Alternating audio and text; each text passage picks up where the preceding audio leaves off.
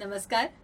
सकाळ वृत्तपत्र समूह आणि DCF व्हेंचर्स याच्यातर्फे घेतल्या जाणाऱ्या 10वी परीक्षेची तयारी या कार्यक्रमामध्ये मी महाराष्ट्रातल्या सर्व विद्यार्थी, पालकांचे आणि शिक्षकांचे इथे मनापासून स्वागत करते. त्याचबरोबर आज या कार्यक्रमामध्ये इतिहास या विषयासाठी मार्गदर्शन करायला आलेल्या डॉक्टर शिवानी लिमये मॅडमचंही स्वागत करते. नमस्कार. नमस्कार मॅडम. विद्यार्थी मित्रांनो, आपण सर्व विषयांची शृंखला अशी घेतलेली आहे की मुलांनी प्रत्येक विषयाची तयारी कशी करायची, अभ्यास कसा करायचा याबद्दल. तर आत्ता आपण ऐकणार आहोत इतिहास या विषयाबद्दल. यासाठी डॉक्टर शिवानी लिमये ज्या मॅडम आपल्याला आलेल्या आहेत भेटायला, त्यांचा थोडक्यात परिचय करून देते. आत्ता तुम्ही जे पाठ्यपुस्तक वापरत आहात इतिहासाचं, त्या पाठ्यपुस्तकाच्या निर्मितीमध्ये, लेखनामध्ये मॅडम सहभागी आहेत. त्याचबरोबर त्यांनी त्यांच्या नावापुढे डिग्र्यांची मालिकाच आहे असं म्हणायला हरकत नाही. ज्या MA आहेत, BEd आहेत, सेट आहेत आणि नंतर मॅडमनी डॉक्टरेट ही पदवी मिळवलेली आहे. पहिलाच प्रश्न आता मला मॅडमना विचारायचा आहे. मॅडम, आता बोर्डाच्या परीक्षेची 10वीची तारीख डिक्लेअर झालेली आहे आणि आता मुलांच्या मनामध्ये असा प्रश्न पडलाय की नेमकी तयारी कशी करायची, मार्क तर मिळवायचे आहेत आणि त्यातून एक खूप वेगळीच बातमी मिळाली आहे की अभ्यासक्रम काही वगळलेला आहे किंवा काही धडे वगळलेले आहेत. तर याबद्दल सगळ्यात प्रथम सगळ्या मुलांना माहिती द्या ना. नक्कीच मॅडम. विद्यार्थी मित्रांनो, महाराष्ट्र शासनाने कोविड-19 पॅन्डेमिक सिच्युएशन लक्षात घेऊन यावर्षी मूल्यमापनासाठी काही अभ्यासक्रम वगळलेला आहे. मुलांनो, फरक समजून घ्या. मूल्यमापनासाठी वगळलाय म्हणजे निश्चितच बोर्डाच्या परीक्षेत त्याच्यावरती प्रश्न येणार नाहीत.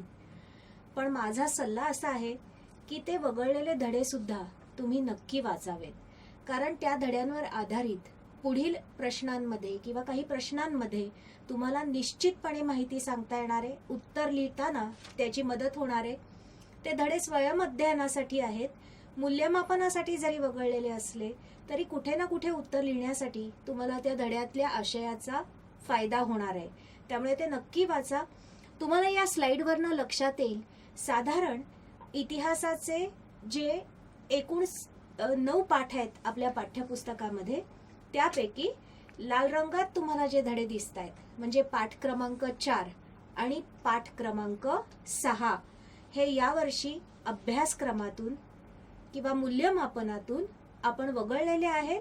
यावर्षी बोर्डाच्या परीक्षेमध्ये या धड्यांवर निश्चितपणे प्रश्न येणार नाहीत. पण तुम्ही ते अभ्यासायचे नक्की आहेत, कारण कुठे ना कुठे उत्तर लिहिताना तुम्हाला त्या धड्यातील माहितीचा निश्चित उपयोग होणार आहे. त्याचप्रमाणे आपण जर का राज्यशास्त्र या विषयाचा विचार केला तर जो शेवटचा धडा आहे म्हणजे पाठ क्रमांक 5 स्क्रीनमध्ये तुम्हाला लाल अक्षरात दिसेल तो, तर हा धडा यावर्षी मूल्यमापनासाठी वगळलेला आहे. अच्छा, वा. म्हणजे मॅडमनी सांगितलेला मुद्दा खूप महत्वाचा आहे की वगळलेला असला तरी त्याचा अभ्यास करा, कारण त्याचा खूप उपयोग होणार आहे. मग आता ठीक आहे, हे कळलं, पण प्रश्नपत्रिका बदललेली नाही असं ऐकिवात आहे. तर मग ही प्रश्नपत्रिका म्हणजे कृतीपत्रिका नेमक्या त्याचं स्वरूप नेमकं काय आहे आणि ती कशी असणार आहे ह्याची मुलांना माहिती द्या ना प्लीज. नक्कीच आपण त्याची माहिती मिळवूया. इतिहास आणि राज्यशास्त्र एकूण तुमच्या लक्षात येईल की 40 गुणांचा हा पेपर आहे आणि सेक्शन 1 सेक्शन 2 असं काही नाहीये. तुम्हाला एकाच उत्तरपत्रिकेमध्ये हे सगळे प्रश्न सोडवायचे. यातले प्रश्न क्रमांक 1 ते 5 हे इतिहास विषयावरचे आहेत, तर प्रश्न क्रमांक 6 ते 9 हे राज्यशास्त्रावरचे आहेत. आणि जरी धडे कमी केलेले असले तरी पेपर पॅटर्न मध्ये काहीही फरक नाही. तुम्ही या आधीच्या प्रश्नपत्रिका नक्की अभ्यासा, त्या तुम्हाला मार्गदर्शनपर ठरतील. आणि एकंदरीत जर का आपण विचार केला तर या प्रश्नपत्रिकेचं स्वरूप कसं आहे हे तुम्हाला या स्क्रीनमध्ये निश्चितपणे दिसून येईल. प्रश्न 1 दिलेल्या पर्यायांपैकी योग्य पर्याय निवडून विधान पूर्ण करा, चूकजोडी ओळखा, दिलेल्या सूचनेनुसार कृती करा, टिपा लिहा, विधान सकारण स्पष्ट करा, उतार्यावरती प्रश्न लिहा आणि शेवटी सविस्तर उत्तर लिहा. हे इतिहासावरचे प्रश्न आहेत. आपण प्रत्येक प्रश्नाविषयी डिटेल बोलणार आहोत पुढे. तर राज्यशास्त्रामध्ये दिलेल्या पर्यायापैकी योग्य पर्याय निवडून विधान पूर्ण करा, चूक का बरोबर हे सकारण स्पष्ट करा, संकल्पना स्पष्ट करा आणि दिलेल्या सूचनेनुसार कृती करा आणि सविस्तर उत्तर लिहा, असे राज्यशास्त्रावरचे प्रश्न विचारले जातील. वा. हे स्वरूप त्यांना नीट कळलं तर त्यांना याचा सराव त्यांनी चांगला केला तर ती प्रश्नपत्रिका सोडवणं अजिबात कठीण जाणार नाही असं मला वाटतं. आता मॅडम, बऱ्याचदा असं होतं की वस्तुनिष्ठ म्हणजे ऑब्जेक्टिव्ह प्रश्न दिसायला असे सोपे वाटतात आणि त्याच्यातनं असं वाटतं की मार्क चटकन मिळतील, पण तरी त्याचा अभ्यास करणं काही वेळेला अवघड जातं. त्यामुळे हे सोडवण्यासाठी विशेष काय अशी तयारी करावी असं तुम्हाला वाटतं? विद्यार्थी मित्रांनो, आमच्या शिक्षकांच्या भाषेमध्ये प्रश्न 1 अ, 1 ब आणि 2 अ आणि राज्यशास्त्रातला प्रश्न 6वा हे आम्ही वस्तुनिष्ठ प्रश्न म्हणतो. म्हणजे काय माहितीये तुम्हाला?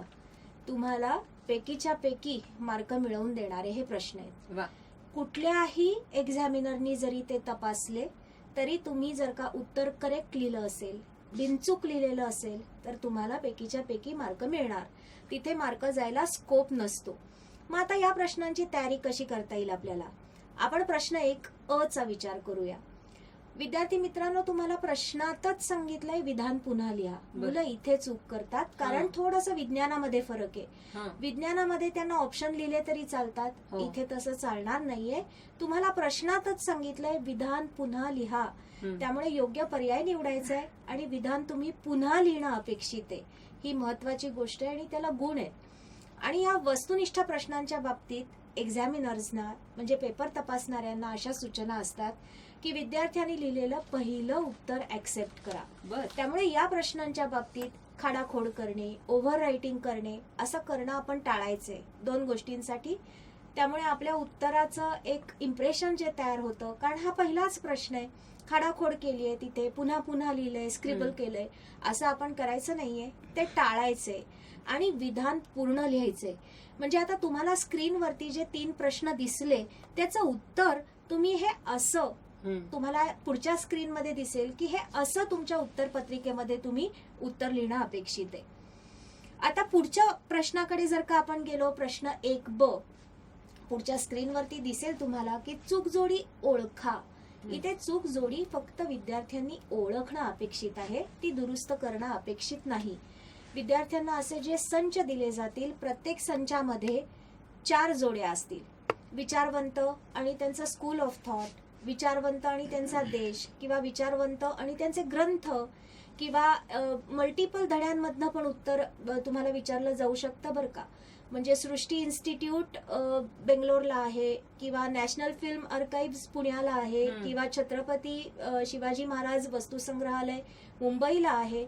अशा पद्धतीचं म्हणजे महत्वाच्या संस्था आणि त्या कुठे लोकेटेड आहेत असे पण प्रश्न इथे येऊ शकतात आणि त्याची खूप छान आपल्याला तयारी करायची. इथे फक्त चूक जोडी ओळखायची आणि त्या संचातली चूक जोडी कुठली हे विद्यार्थ्यांनी उत्तर पत्रिकेत लिहायचंय.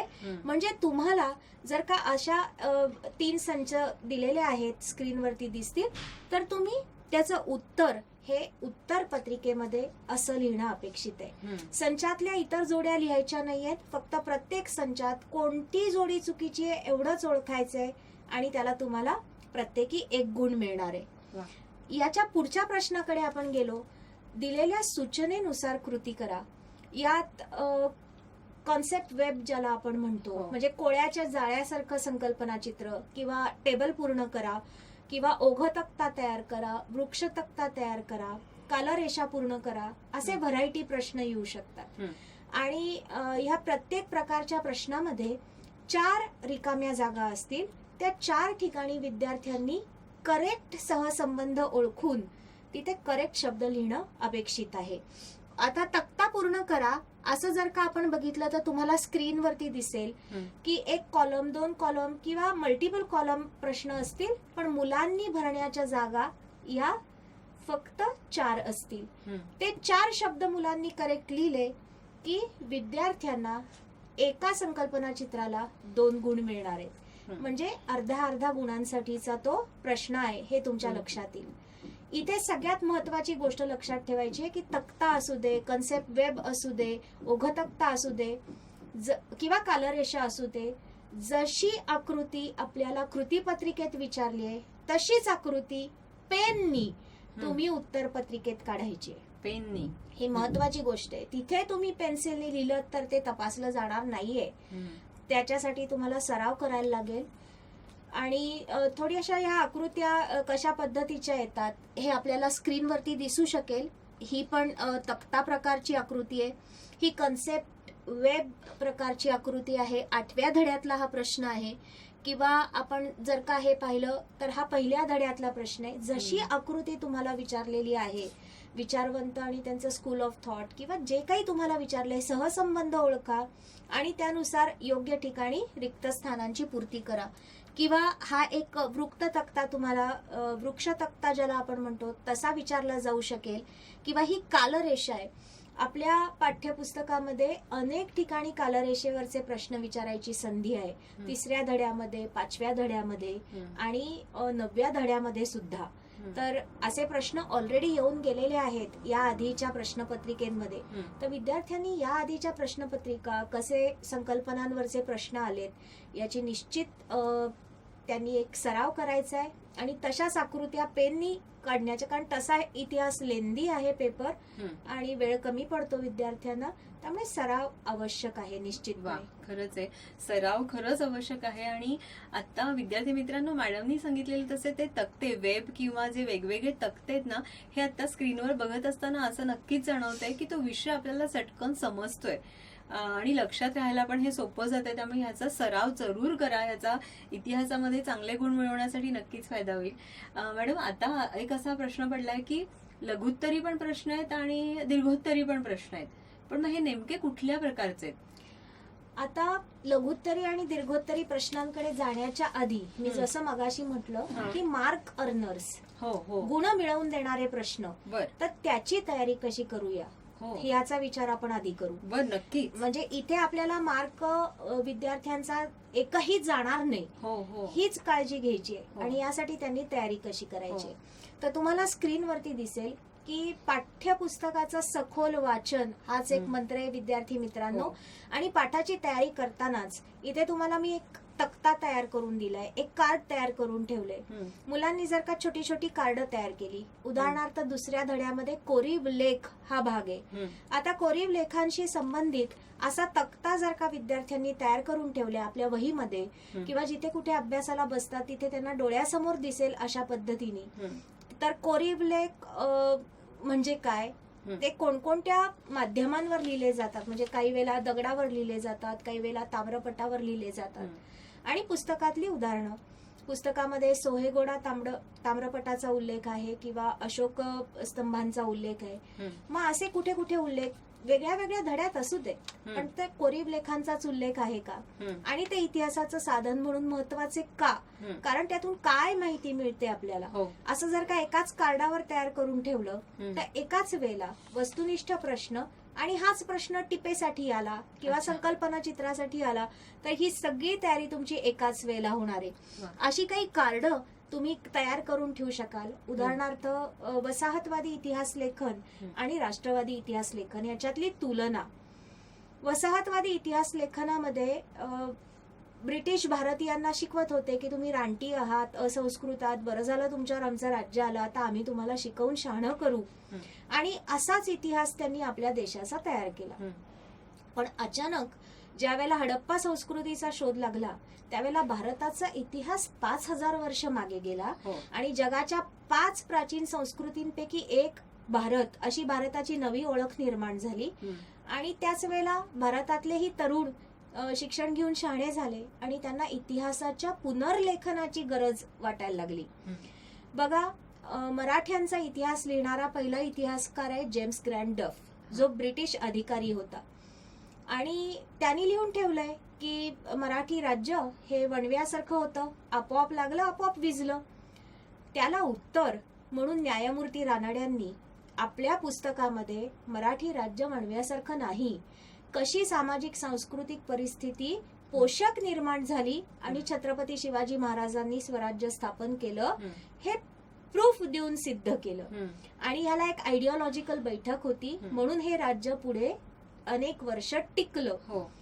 आता हे दोन गोष्टींमधली तुलना, 5व्या प्रश्नाची पण तयारी होते, ऑब्जेक्टिव्हची पण तयारी होते. म्हणजे अशी कार्ड जर का तुम्ही तयार करून ठेवलीत तर निश्चितपणे त्याचा उपयोग होईल. तुम्हाला स्क्रीनवरती अशी कार्ड्स दिसतील.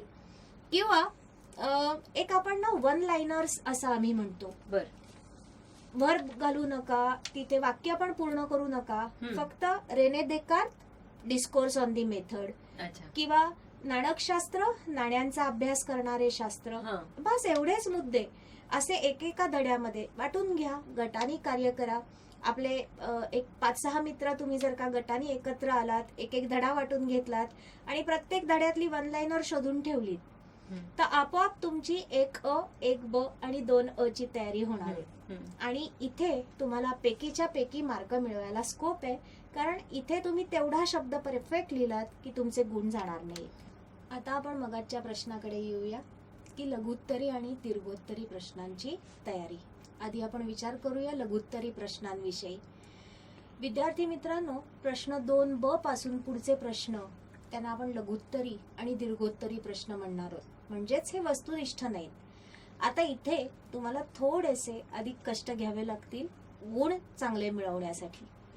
आता हे कष्ट म्हणजे काय, तर तुम्हाला पाठाच्या सखोल वाचनाबरोबरच आपली दैनंदिन व्यवहारातली उदाहरणं जिथे जिथे देणं शक्य होणार आहे तिथे तिथे तुम्ही हा प्रयत्न निश्चितपणे करायचा आहे.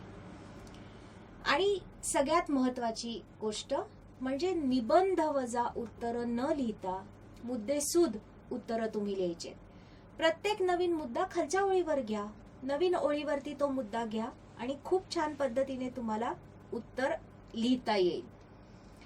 आता प्रश्न 2ब आहे, टिपा लिहा. तुम्हाला या स्क्रीन मध्ये दिसेल की प्रसार माध्यमांची आवश्यकता. मग इथे सुरुवात आपण करतो की प्रसार माध्यमे म्हणजे काय. वर्तमानपत्र असेल किंवा टेलिव्हिजन असेल, रेडिओ असेल, आणि मग यांची गरज काय आहे.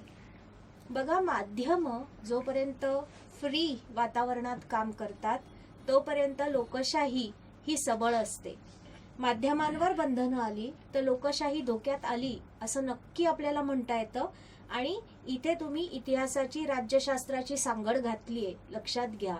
म्हणजे जरी तुमच्या पाठ्यपुस्तकामध्ये हा मुद्दा नसला तरी असे काही मुद्दे आहेत की जे तुम्ही सहज आपल्या मित्रांशी, मित्रमैत्रिणींशी, शिक्षकांशी चर्चा करून या प्रश्नाच्या उत्तरामध्ये इनकॉर्पोरेट करू शकता.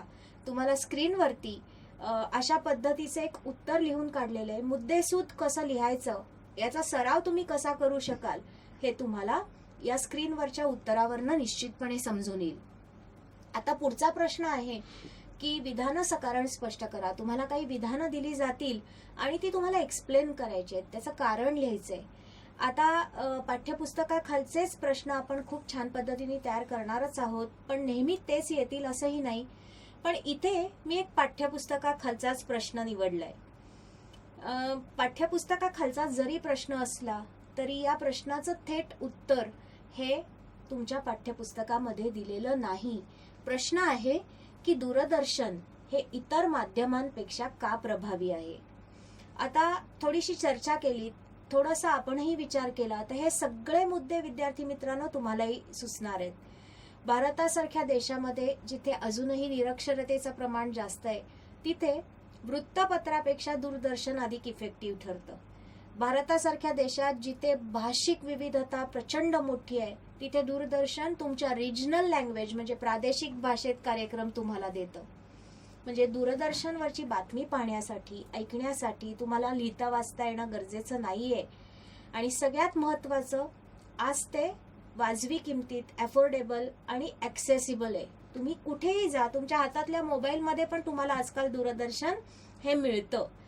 या सगळ्या मुद्द्यांची, आता हे काही पाठातले मुद्दे नाहीयेत, हेच मुद्दे तुम्ही किती छान पद्धतीने उत्तरात लिहू शकता. मी माझ्या हस्ताक्षरामध्ये थोडंसं एक उत्तर तुम्ही कसं लिहिणं अपेक्षित आहे हे पुढच्या स्क्रीनवरती तुम्हाला दाखवलेलं आहे. तुम्ही पाहू शकाल की एक छोटासा माइंड मॅप सुरुवातीला देऊन जर का खाली आपण मुद्दे दिले तर कुणीही पेपर तपासू दे, त्या पेपर तपासणाऱ्या व्यक्तीला, या विद्यार्थ्याला हे सगळे मुद्दे माहित आहेत हे निश्चितपणे लक्षात येतं. इथे लघुत्तरी प्रश्न असं आपण म्हणतोय त्याच्यात आणखीन एका प्रश्नाचा मी समावेश करेन. प्रश्न 4 म्हणजे उतार्यावरचे प्रश्न. आता हे जे प्रश्न आहेत विद्यार्थी मित्रांनो, तुम्ही निश्चितपणे भाषेत सोडवलेले आहेत, पण भाषेची उद्दिष्ट वेगळी आहेत. लेखन, वाचन, आकलनासह वाचन तुम्हाला येतंय का हे तपासणं हे भाषेचं उद्दिष्ट आहे.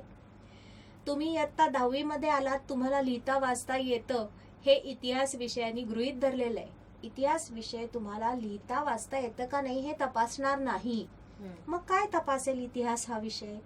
इतिहासातलं ज्ञान तपासेल तुमचं, आणि त्यामुळे तुम्ही उत्तरं पण तशीच लिहिणं अपेक्षित आहे.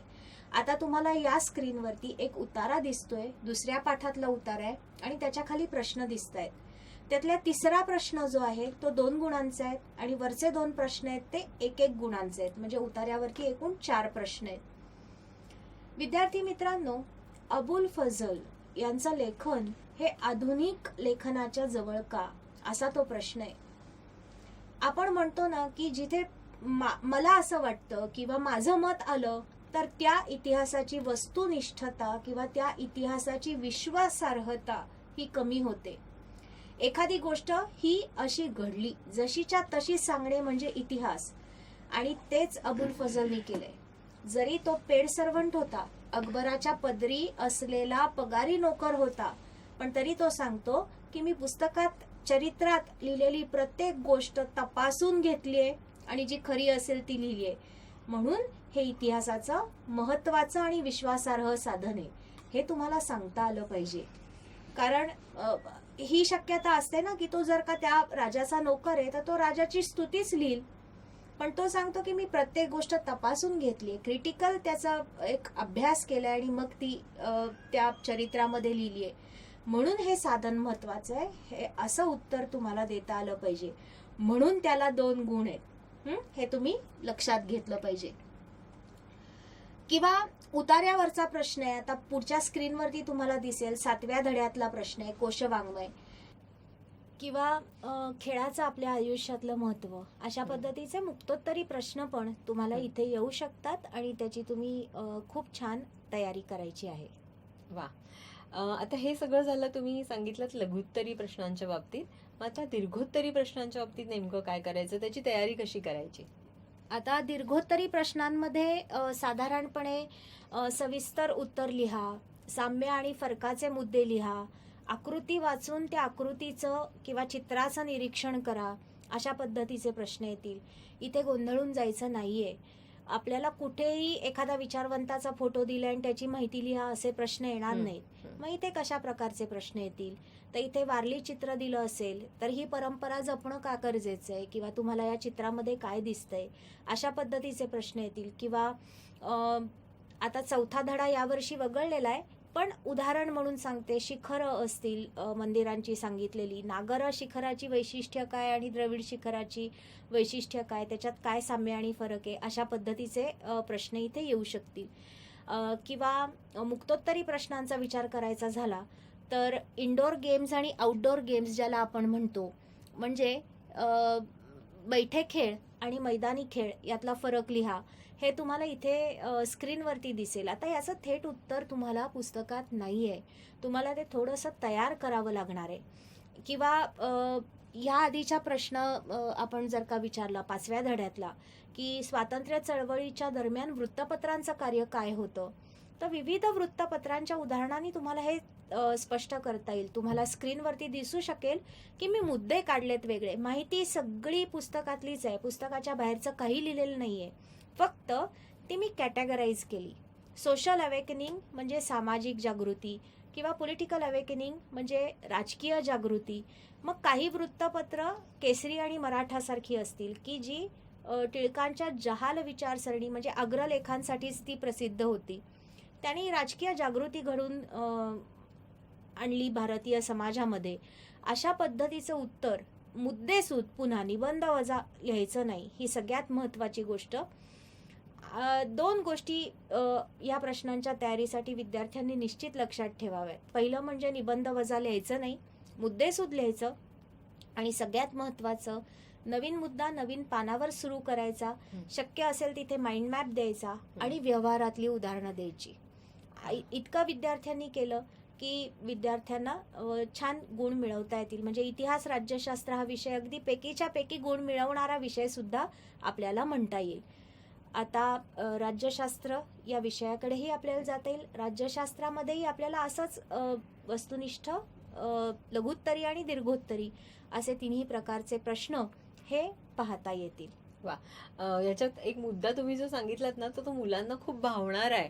आणि हे आत्ता जी काही मुलं बघतायत, ऐकतायत, त्यांना नक्कीच आढळेल की ह्याच्यात खूप सारं निबंधासारखं लिहायचं नाही, मुद्देसूद लिहायचं. एक तर मुलांना लिहिण्याचा कंटाळा पण आहे. वेळेत पेपर कम्प्लीट होण्यासाठी त्यांना ही दिलेली टीप खूपच महत्त्वाची असं मला वाटतं. मॅडम, आता तुम्ही सांगत होतात की राज्यशास्त्राचा सुद्धा आता अभ्यास, इतिहास राज्यशास्त्राचा अभ्यास, सॉरी इतिहास राज्यशास्त्राचा अभ्यासही नीट होणं आवश्यक आहे. तर ह्याच्याबद्दलही सांगा ना. नक्की.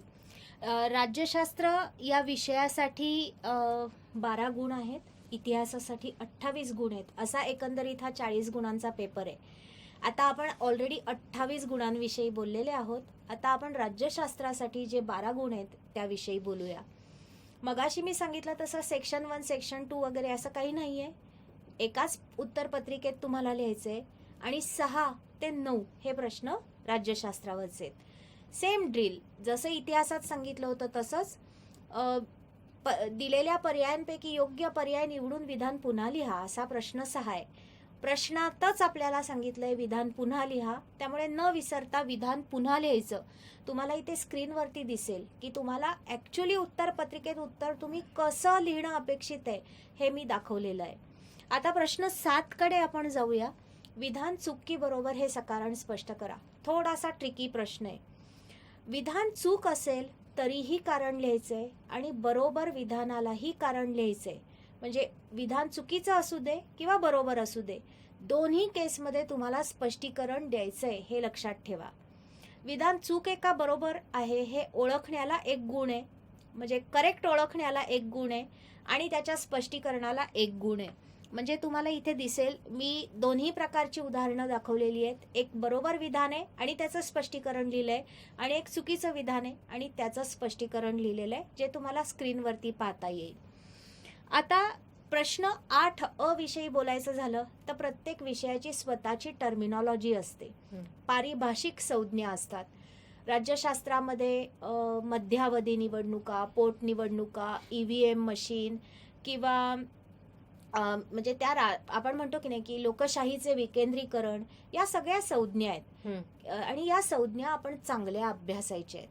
मग या संकल्पना दिल्यात पाठ्यपुस्तकामध्ये, पण केव्हा पोटनिवडणुका होतात किंवा केव्हा कोणकोणत्या केसेसमध्ये होतात असं आपण म्हणूया, किंवा जी मध्यावधी निवडणूक होते ती केव्हा होते, या सगळ्या गोष्टी तुम्ही बारकाईने अभ्यासणं हे गरजेचं आहे. उदाहरणांसह स्पष्ट करणं. आघाडी, मग कोणत्या पक्षांची आघाडी असते, मग केंद्रात आणि राज्यात त्याच आघाड्या असतात का, हे सुद्धा मगाशी जसं मी सांगितलं इतिहासामध्ये व्यवहारातली उदाहरणं द्या आणि अशी उदाहरणं देऊन तुम्ही उत्तरं लिहायचे. आता पुढच्या प्रश्नाकडे आपण जर का गेलो तर तो इतिहासाच्या 2 सारखा प्रश्न आहे. इतिहासाच्या 2 मध्ये जसं तुम्हाला दिलेल्या सूचनेनुसार कृती करा असं सांगितलं होतं तसंच इथे आहे. तक्ता पूर्ण करा, कन्सेप्ट वेब पूर्ण करा, कालरेषा पूर्ण करा. तुम्हाला स्क्रीनवरती प्रत्येक प्रकारचं एक इथे उदाहरण दिसेल. कामगार चळवळ हा जो 4थ्या पाठातला भाग आहे त्याच्यावर आधारित कालरेषा तुम्हाला लिहायला येईल. किंवा 3रा पाठ आहे भारतातले राजकीय पक्ष किंवा प्रादेशिक पक्ष, याची तयारी तुम्ही कशी करायची आहे. प्रत्येक पक्ष, त्याचं चिन्ह, स्थापना वर्ष आणि उद्दिष्ट, आणि जर का प्रादेशिक पक्ष असेल तर तो कोणत्या राज्यात प्रभावी आहे, अशा पद्धतीची छान तयारी तुम्ही निश्चितपणे करायची आहे.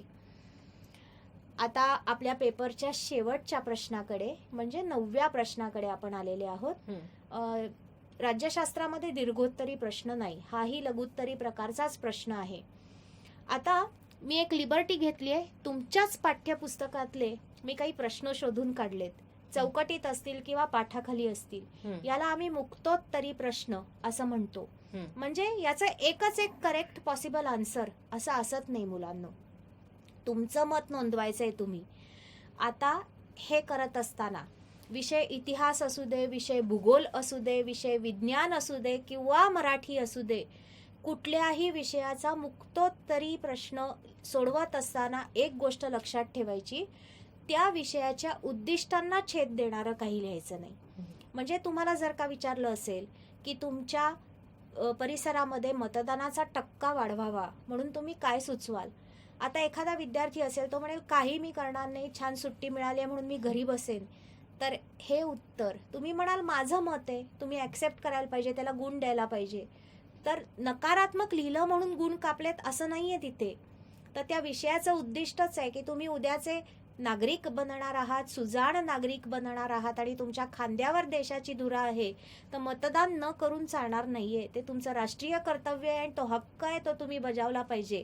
ही एक अभिवृत्ती तुमच्या मनामध्ये निर्माण होणं गरजेचं आहे.